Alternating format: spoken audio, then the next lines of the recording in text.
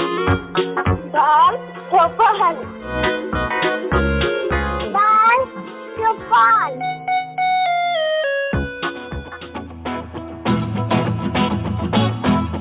हाय बच्चों, बाल चौपाल कार्यक्रम में आपका स्वागत करती हूँ मैं आपकी शिल्पी दीदी। आज मैं आपके लिए एक जानकारी लेके आई हूँ जिसका शीर्षक है तारे और ग्रह।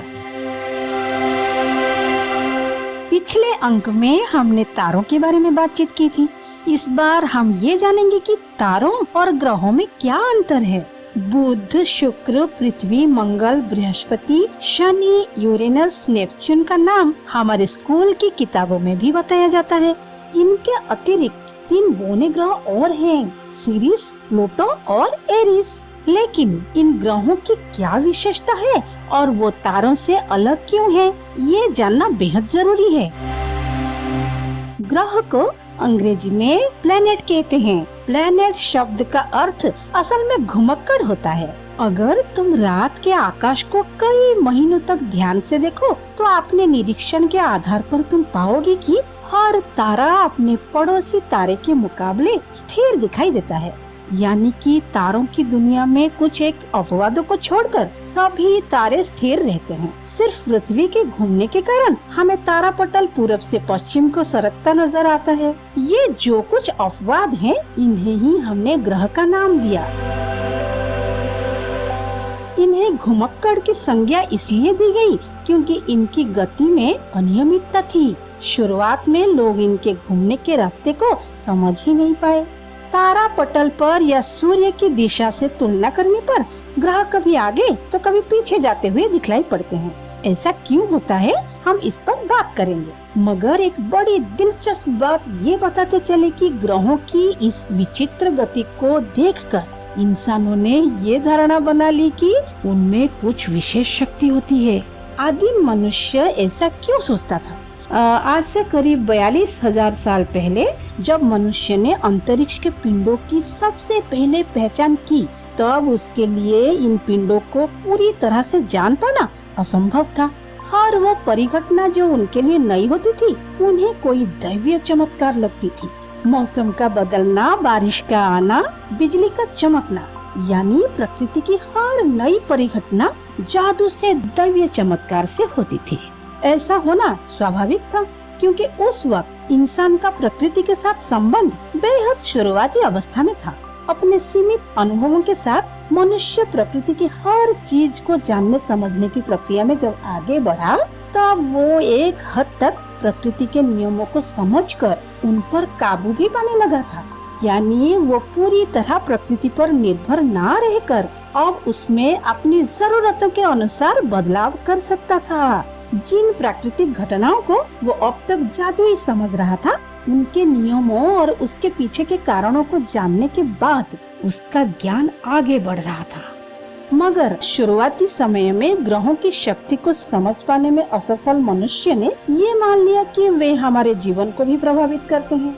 यहीं से ज्योतिष विज्ञान की शुरुआत हुई, जो ये बताने लगा कि ग्रहों के स्थान में बदलाव इंसानों के भविष्य को, उनके जीवन को प्रभावित करता है। ब्रह्मांड में होने वाली इन परिघटनाओं की गुत्थी भी एक एक कर सुलझने लगी जब मनुष्य प्रकृति के साथ व्यवहार में अपने ज्ञान को और उन्नत करता गया। अंतरिक्ष के रहस्य को उद्घाटित करते हुए पहली बार वैज्ञानिक कोपरनिकस ने ये बताया कि ब्रह्मांड का केंद्र पृथ्वी नहीं बल्कि सूर्य है। इससे पहले तक पृथ्वी को ब्रह्मांड के केंद्र में समझा जा रहा था, मगर कोपरनिकस ने जब इस धारणा को गलत साबित किया तो ये विज्ञान की दुनिया में एक बेहद आगे बढ़ा हुआ कदम था। कोपरनिकस से पहले भी कई खगोल शास्त्री ग्रहों पिंडों की गति पर अध्ययन कर रहे थे। 1543 में कोपरनिकस की मृत्यु के बाद 3 खगोलविदों टाइको ब्राहे, गैलीलियो गैलीली और जोहान्स केपलर ने इस काम को आगे बढ़ाया। 1560 और 1640 के बीच इन तीनों वैज्ञानिकों ने खगोल विज्ञान को आगे बढ़ाने में काफी काम किया। 1687 में आइजैक न्यूटन ने गुरुत्वाकर्षण के नियमों को ढूंढा और बताया कि ग्रहों के सूर्य के चारों ओर घूमने का कारण क्या है। जोहान्स केपलर जर्मनी के एक महान खगोल वैज्ञानिक थे। जिनके द्वारा ढूंढे गए नियमों के आधार पर ये बताया जा सकता है कि ग्रहों की गति किस प्रकार होती है। ग्रहों की गति के बारे में केपलर ने ये सिद्ध किया कि वे मनमानी ढंग से नहीं बल्कि एक निश्चित कक्षा में सूर्य के चारों ओर घूमते हैं। केपलर ने इसे समझाते हुए 3 नियम दिए।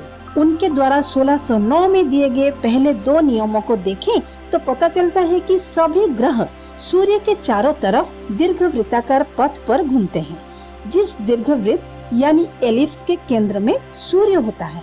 जब ये ग्रह सूर्य के सबसे करीब से गुजरते हैं तो इनकी गति तेज हो जाती है और दूर रहने पर इनकी गति धीमी होती है। आगे चलकर केपलर ने इन नियमों को न्यूटन के गुरुत्वाकर्षण के सिद्धांत से जोड़ा।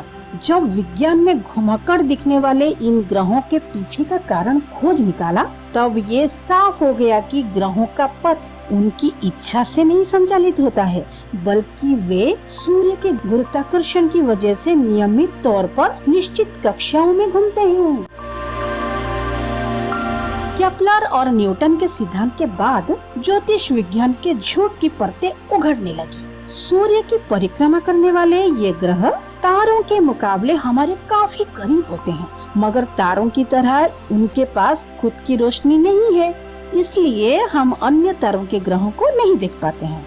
ये बिल्कुल संभव है कि सूर्य की ही तरह अन्य तारों की भी अपनी ग्रहमालाएं हों। इस बार की अंक में तुम्हें ग्रहों से परिचित कराना था और ग्रहों और तारों के बीच के अंतर को समझाना था।